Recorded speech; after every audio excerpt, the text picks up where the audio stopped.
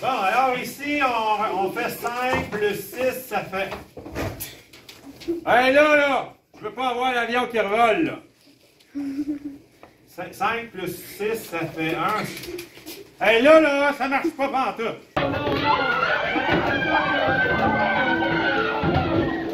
Alors bonjour, je m'appelle Stéphane Côté, enseignant et auteur du livre Pratique gagnante et pédagogie 3.0. Aujourd'hui, je vais vous parler du chapitre 5 qui traite de la question « Quoi faire quand on ne sait plus quoi faire ?» Et je voulais écrire un passage dans mon livre à ce sujet-là, puisque quand on achète un livre, souvent on met en pratique des éléments du livre, puis ça ne fonctionne pas toujours comme ce que l'auteur mentionne, puis une fois sur le terrain, bien, on n'a comme pas d'autres solutions. Donc, il y a environ 25 pages qui sont dédiées à ça, des interventions avec les élèves, avec les adultes, les collègues, les parents. Alors aujourd'hui, on va voir quoi faire quand on ne sait plus quoi faire. J'espère que la reconstruction de la vidéo d'intro n'est pas votre réalité. Si c'est le cas, bien, vous êtes sur la bonne vidéo pour savoir quoi faire pour vous en sortir. Peut-être que vous enseignez au secondaire et vous avez des groupes avec lesquels ça va bien et avec d'autres avec lesquels ça va moins bien. Vous allez peut-être comprendre avec la vidéo pourquoi c'est ça.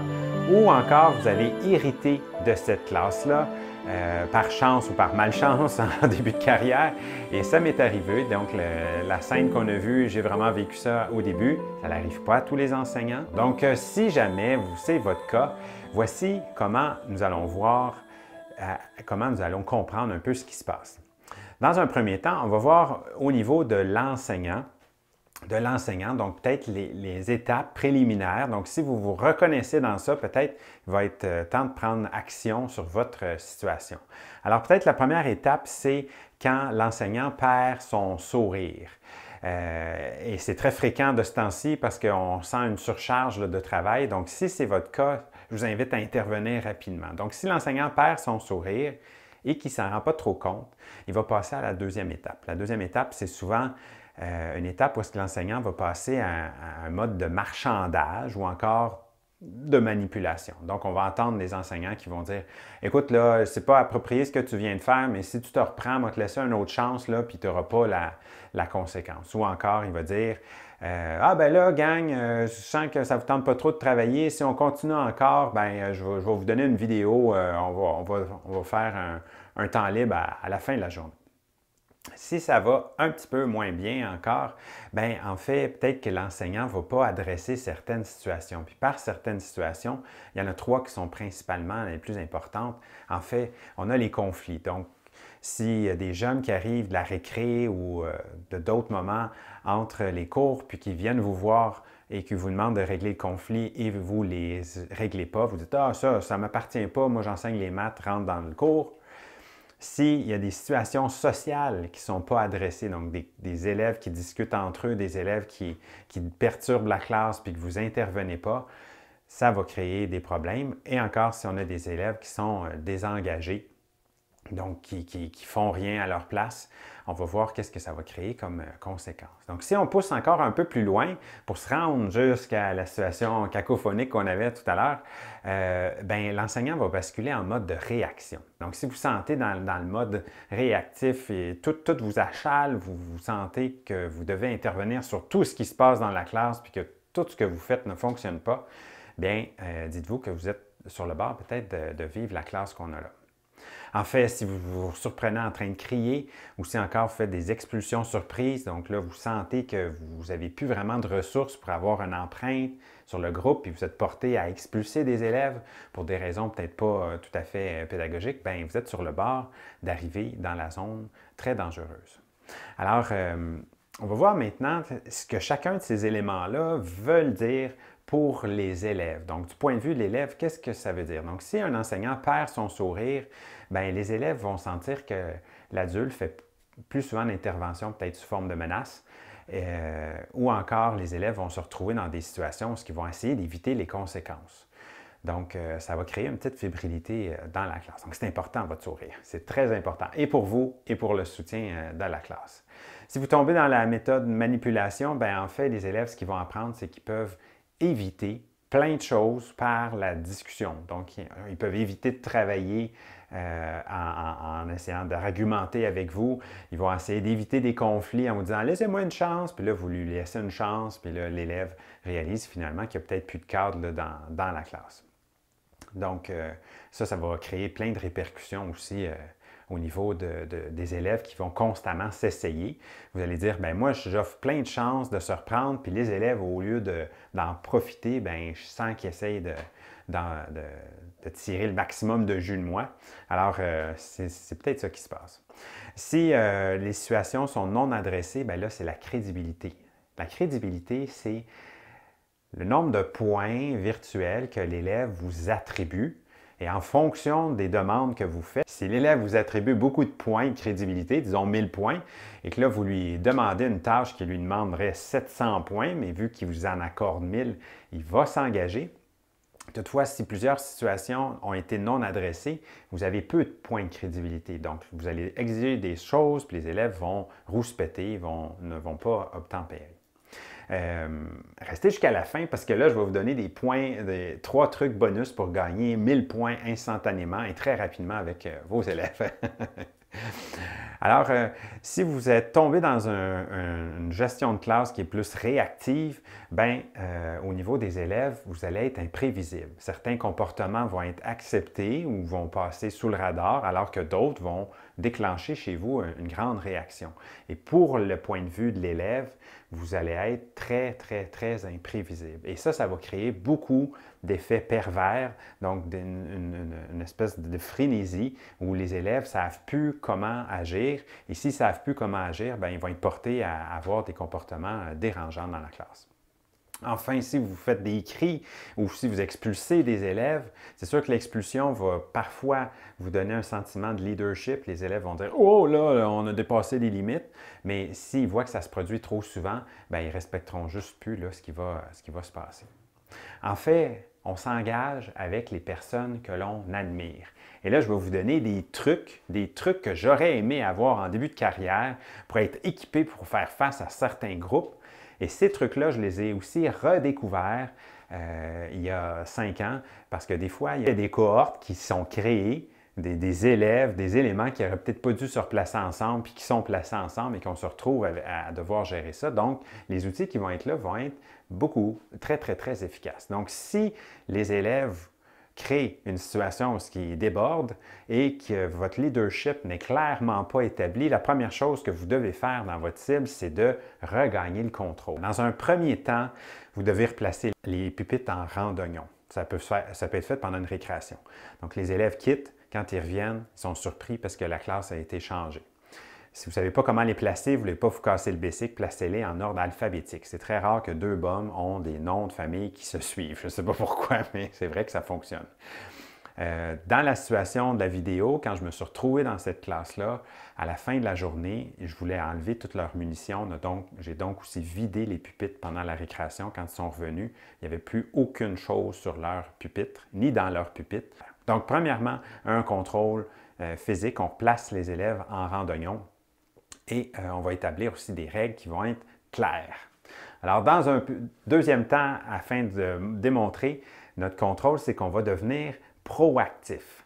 Qu'est-ce qu'on entend par proactif? Alors, on va réenseigner les comportements qu'on veut voir. On va établir des règles super simples. Quand je parle, tu ne parles pas. Et à chaque fois qu'un élève dévié de ça, son nom va se retrouver au tableau. On va vous dire qu'est-ce qu'on va faire avec le nom au tableau. Donc, si l'état est plus important des fois que ce que l'on fait dans la classe, donc ça va être important de rétablir un état adéquat. Donc, on va demander de sortir un cahier, on va le faire ranger, on va faire sortir un cahier, on va le faire ranger. On va dire, OK, parfait, on va essayer d'ouvrir maintenant la page 22, on rouvre la page 22 et on recommence vraiment de la base. Les élèves qui n'obtempèrent pas, leur nom se retrouve au tableau. Donc, ce que ça envoie comme message aux élèves, c'est que là, il y a un leader puis que le leader est clair. La troisième étape, en fait, c'est de choisir. Donc, si on avait des problèmes au niveau des conflits, bien, les conflits, puisqu'on aurait de la difficulté à régler tout ça sur le temps de classe, on va dire, OK, on va repousser ça dans un conseil de coopération qu'on va faire le vendredi matin. Si vous enseignez au secondaire, là, vous dites, c'est trop niaiseux les conseils, je n'ai pas le temps de faire ça, j'ai plein de choses à faire. Mais tant que le climat de la classe n'est pas revenu, c'est capital que vous attaquiez le climat de la classe. Donc, Vous allez dire, par exemple, à la prochaine période, je vais régler ces conflits-là. Pour tout de suite, on va faire un cours sur tel sujet. Choisissez les sujets qui sont vraiment plus simples à traiter pour qu'on vive en tant que groupe un beau succès. La deuxième chose, c'est de choisir les relations sociales sur lesquelles vous allez intervenir. Alors, il y a 3 types de distractions principalement. Il y a des élèves qui se distraient eux-mêmes, sont soit dans la lune ou sont en train de jouer avec quelque chose. Ces élèves-là, on va les laisser de côté, on va les laisser faire. Parce que sinon, on va être en train d'intervenir sur tout le monde, puis on veut rétablir l'ordre, donc on va rétablir l'ordre sur les personnes qui vont avoir le plus d'effet. Le deuxième type d'élèves distraits, en fait, c'est 2 élèves qui discutent ensemble, sont dans une discussion assez intime, qui dérangent un peu autour, mais qui ne dérangent pas le climat de la classe. Eux autres aussi, on va les laisser passer pour l'instant. On va y revenir plus tard. Et les troisièmes sont ceux pour qui le seul public, c'est la classe et qui veulent constamment déclencher la classe. Et souvent, le temps qu'on replace la classe, ils ont eu le temps de déclencher une deuxième fois le groupe, puis ça va générer plein de conflits. C'est ces élèves-là qu'on va attaquer d'une certaine manière, qui va être la méthode domino qu'on va voir dans une autre vidéo. Mais essentiellement, c'est au lieu d'attaquer l'élève qui déclenche, on va, après que l'élève ait déclenché la classe, on va tout de suite intervenir sur les autres élèves en leur disant « S'il vous plaît, interviens pas, s'il vous plaît, reste attentif, merci d'avoir continué de travailler plutôt que d'écouter les clowneries de l'autre. » Je vais revenir dans une autre vidéo sur la méthode domino. Enfin, l'élément qui est probablement le plus puissant pour les élèves qui se désengagent, ça reste la gestion de la réussite. Donc, si on a en place un élève qui progresse, un élève qui progresse, il ne va pas déranger dans la classe. Il ne va pas être porté à être distrait ou à vouloir faire le clown pour déranger le groupe puisqu'il est en train de progresser. Donc, ce qui est vraiment, vraiment le plus puissant en gestion de comportement, c'est de retourner à la base académique des élèves. Donc, on va prendre 6 élèves, on va leur dire, vous autres, à partir de demain, je vous garde en récup ou je vous garde ensemble. Puis là, les élèves croient qu'ils vont avoir des conséquences. Puis, au lieu d'une conséquence, on va leur donner un cours sur la lecture de questions, par exemple, en lecture, parce que l'élève, s'il améliore sa lecture, c'est relativement facile à améliorer. S'il améliore sa lecture de questions, ses notes en lecture vont monter. Et là, on va mettre l'emphase sur la progression dans notre gestion de la réussite. Puis à ce moment-là, bien, les élèves, ils vont commencer à s'engager. Donc, un des meilleurs traitements de cas de problème dans la classe, c'est souvent d'adresser la compétence qui est en dessous. Enfin, si on était dans des processus de manipulation, bien, on va revenir à essayer de les inspirer à se dépasser eux autres mêmes. Donc, tout à l'heure, je vous ai dit, les élèves qui dérangent, vous écrivez leur nom au tableau. Bien, dès que leur nom est écrit au tableau, on a envoyé le message clair qui était pour se produire quelque chose. Ce n'est pas vraiment important ce qui va se produire. Juste le fait que les autres quittent pour la récré, par exemple, puis que les autres ne peuvent pas quitter, ça va être suffisant pour avoir un début d'impact. Toutefois, puisqu'il y a un délai entre le nom marqué au tableau et la conséquence, on offre la chance aux élèves de se reprendre. Donc, les élèves qui vont s'être replacés, on va publiciser ça à grande échelle, puis on va dire « OK, Philippe, je vois que tu t'es replacé, va effacer ton nom, tu n'as pas besoin de rester à la récréation. » Et ça envoie un message clair aux autres élèves. Donc, on offre la chance aux élèves de se reprendre. C'est ce que j'appelle de la négociation comportementale, c'est-à-dire que l'élève doit se reprendre au niveau de son comportement pour s'éviter la conséquence plutôt que tout à l'heure ce qu'on avait, des négociations verbales où les élèves vont essayer de trouver des arguments pour avoir une chance, dans le fond. Donc, change ton comportement, puis tu n'auras pas besoin de ce qui va suivre. Lorsqu'on réussit à introduire l'inspiration à se dépasser, puis vous avez la vidéo, la gradation des interventions sur YouTube. Enfin, si on s'engage avec les personnes que l'on admire, bien en fait, votre état est vraiment, vraiment très, très, très important. Puisque c'est peut-être difficile de s'engager avec quelqu'un qui est triste, qui est crispé, alors que quand on a quelqu'un qui est souriant et qui est dynamique, bien, c'est vraiment beaucoup plus engageant. Donc, le soir, au lieu de préparer vos journées le lendemain et d'être encore plus fatigué, amusez-vous, appelez un ami, allez prendre une marche, faites de l'exercice, regardez un film qui va vous faire rire, essayez d'éviter les réseaux sociaux, à part la page de la communauté 3.0, bien sûr, qui vous fait beaucoup de bien, c'est évident. Mais faites-vous du bien pour que demain, quand vous allez vous lever, vous allez dire « Ah, ben je rentre dans cette classe-là, puis bon, j'ai eu du bon temps hier. Hey, salut, comment ça va? On accueille les jeunes, puis ça démarre un peu mieux. » Si jamais vous avez trouvé la vidéo bonne et vous connaissez des collègues qui sont vraiment dans le trouble, bien, je vous encourage à leur partager.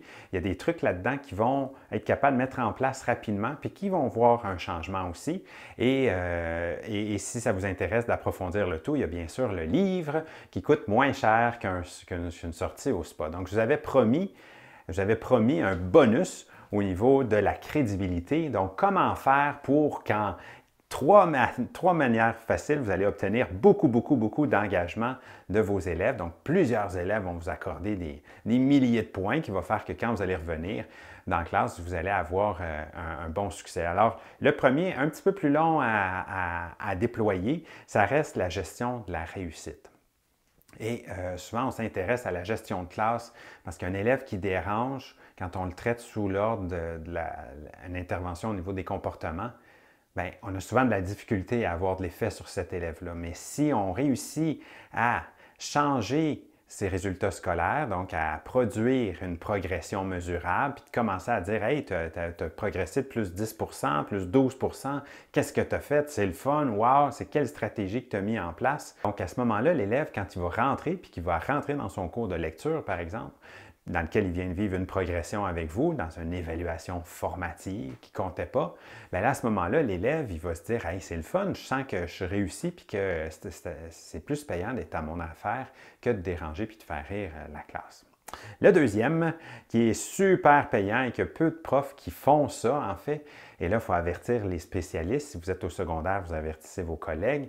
Allez dans une classe où est-ce que le groupe a beaucoup de plaisir et que ça va relativement bien. Souvent, en éducation physique, c'est quelque chose qui se passe bien. Donc, j'enfile mes shorts en début d'année et je m'en vais au cours d'éducation physique. Puis, je ne vais pas rester tout le cours. Je vais juste jouer avec mes élèves pendant à peu près une douzaine de minutes. Puis, par la suite, je leur dis, ben, continuez, bon cours à vous autres. Vous allez voir, pendant 2, 3, 4 jours par la suite, les élèves vont être beaucoup plus écoutants à votre situation si vous restez rigoureux dans la classe. Donc là, ils vont avoir vécu des succès avec vous. En dehors de la classe, ils vont dire « Hey, ce prof-là, il est le fun, il veut savoir qu'est-ce qui se passe dans les autres groupes. » Puis ça fait une grosse différence. Le troisième truc, peut-être un petit peu moins sexy, c'est de jouer avec vos élèves. Donc, leur dire « OK, aujourd'hui, ça s'est bien passé ce matin.